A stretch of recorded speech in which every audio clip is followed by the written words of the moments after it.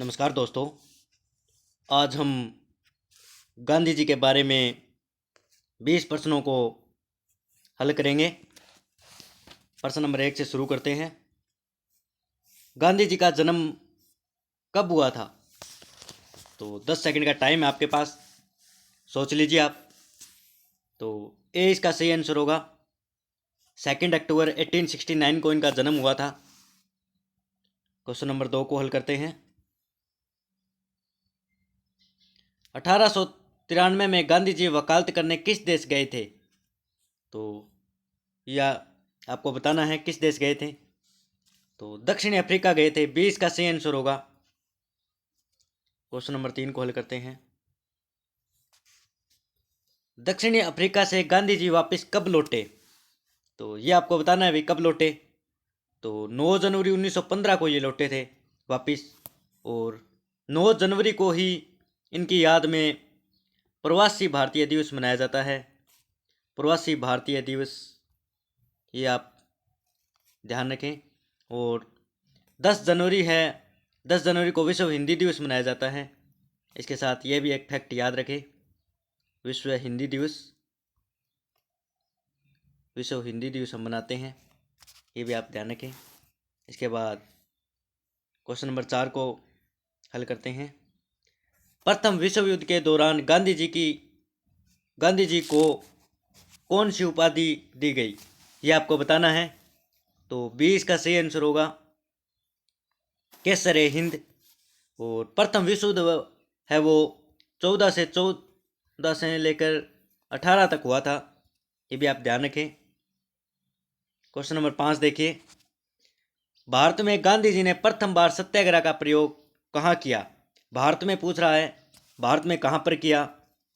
तो चंपारण में किया था भाई इन्होंने। और ये चंपारण में राजकुमार शुक्ल के कहने से गए थे। राजकुमार शुक्ल के कहने पर चंपारण गए थे। प्रश्न नंबर 6 को हल करते हैं। अहमदाबाद मिल मजदूर आंदोलन में कब भाग लिया? गांधी जी ने अहमदाबाद मिल मजदूर आंदोलन में कब भाग लिया? तो ये आपको उत्तर बताना है भाई। तो 1920 में इन्होंने भाग लिया भाई। डी इसका सही आंसर होगा। सॉरी, डी नहीं, 1918 में भाग लिया भाई। 20 में तो असहयोग आंदोलन में भाग लिया था। 20 का सही आंसर होगा। इसके बाद ये देखिए प्रश्न आ भी गया है। गांधी जी ने असहयोग आंदोलन कब प्रारंभ किया? तो ये आपको बताना है भाई कब प्रारंभ किया इन्होंने। तो 1920 में इन्होंने प्रारंभ किया। 20 का सही आंसर होगा। इसके बाद प्रश्न नंबर 8 को देखते हैं। गांधी जी ने असहयोग आंदोलन वापस कब लिया? तो ये आपको बताना है भाई असहयोग आंदोलन वापस कब लिया। तो 12 फरवरी 1922 को इन्होंने वापस ले लिया। और आपको याद होगा 5 फरवरी को चोरा चोरी नामक स्थान पर एक अहिंसक घटना घटी थी। उसके बाद गांधी जी ने इसे वापस ले लिया। और जो प्रथम विश्व युद्ध के दौरान इन्हें केसर हिंद की उपाधि दी गई थी वो इन्होंने वापस लौटा दी थी भाई। इसके बाद असहयोग आंदोलन के बाद, ये भी आप ध्यान रखें। इसके बाद प्रश्न नंबर 9 देखिए। कांग्रेस की स्थापना कब हुई थी? तो ये आपको बताना है भाई कब हुई थी। तो ये 1885 में हुई थी। 20 का सही आंसर होगा। गांधी जी ने कांग्रेस के किस अधिवेशन की अध्यक्षता की थी? तो ये आपको बताना है भाई किस अधिवेशन की अध्यक्षता की थी गांधी जी ने। तो 1924 में जो बेलगांव वर्तमान में कर्नाटक में है उसकी अध्यक्षता की थी। और गांधी जी ने अपने संपूर्ण जीवन में केवल कांग्रेस के एक ही अधिवेशन की अध्यक्षता की थी भाई, वो 1924 में हुआ था। जो 11 नंबर देखिए। शून्य अवज्ञा आंदोलन कब शुरू किया गया?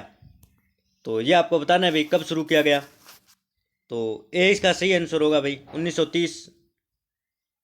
12 नंबर देखिए। गांधी जी ने दांडी मार्च कब शुरू किया? तो ये आपको बताना है भाई दांडी मार्च कब शुरू किया।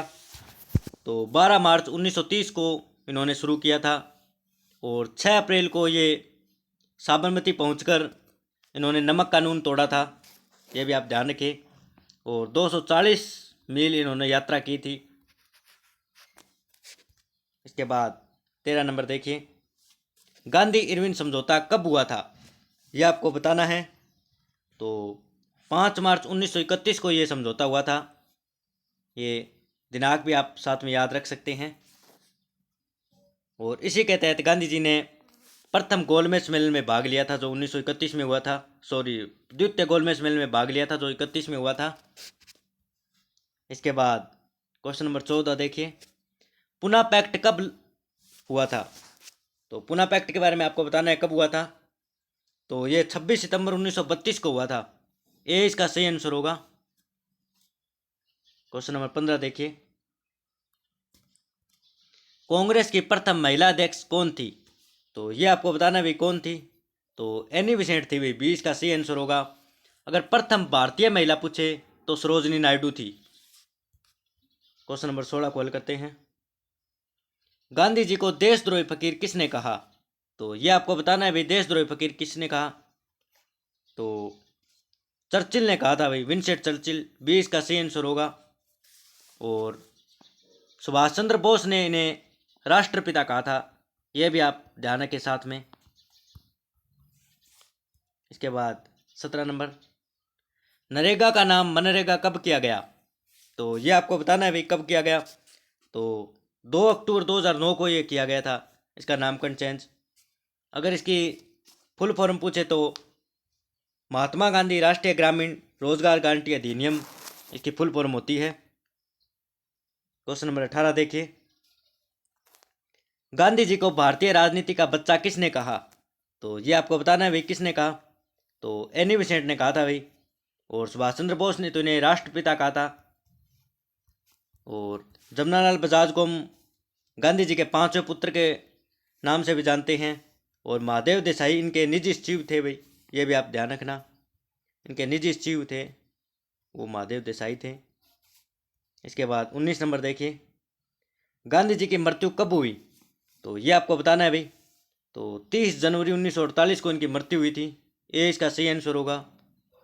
और अंतिम क्वेश्चन, गांधी जी का समाधि स्थल क्या कहलाता है। तो ये आपको उत्तर बताना है भाई।